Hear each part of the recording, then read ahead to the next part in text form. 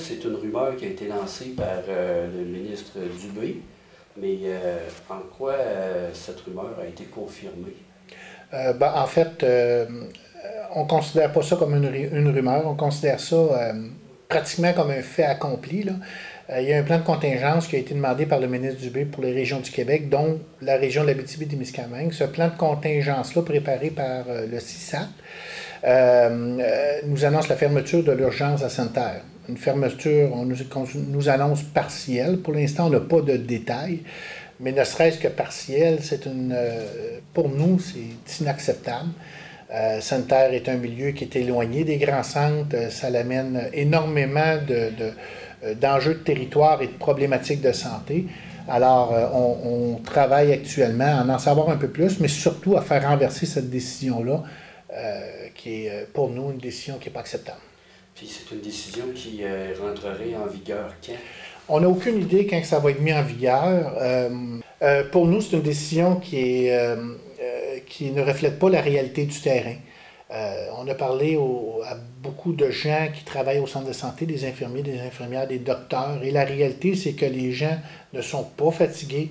Ils font soit des heures supplémentaires ou des heures supplémentaires obligatoires par choix, par dévotion du service pour la population, mais surtout pour donner un service de qualité à la population, non seulement de Sainte-Terre, mais on parle du pôle de Sainte-Terre au complet, aux touristes, aux gens de Lebel-sur-Quévillon, aux gens de Barrault.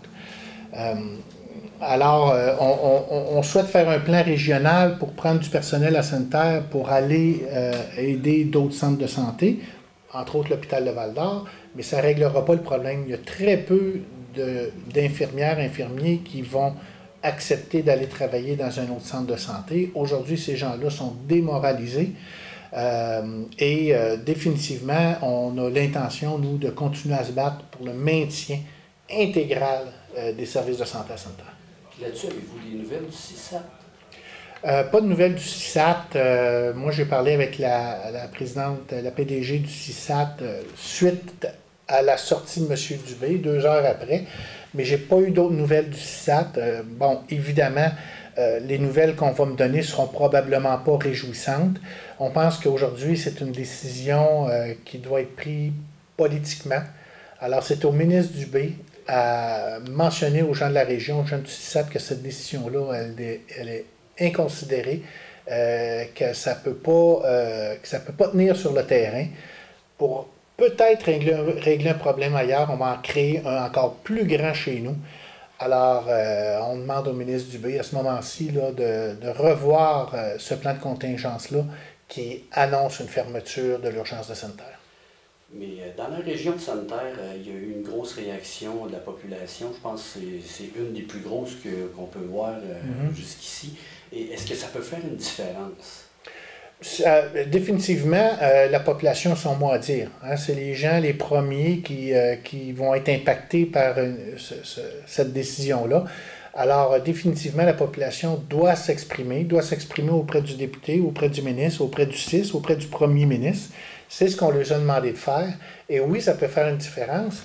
Puis dans un milieu où on souhaite être attractif, où on souhaite être sécuritaire, où on souhaite, dans une entreprise, entre autres comme Résolu, attirer des nouveaux travailleurs, ben, les soins de santé de qualité et de proximité font partie de l'attraction d'un territoire. Aujourd'hui, on nous enlève un de nos joyaux. Il n'y avait aucun problème avec Sainte-Terre au niveau des services de santé, là. Tout allait bien. Alors pourquoi qu'on nous lance cette bombe-là? C'est sûr qu'aujourd'hui, notre priorité, c'est de faire renverser la décision. Et ensuite, on va aller questionner le CISAT. Puis on va aller à Rouyn-Noranda les rencontrer pour bien comprendre c'est quoi quel problème qu'ils ont avec les services de santé à Sainte-Terre. Merci beaucoup.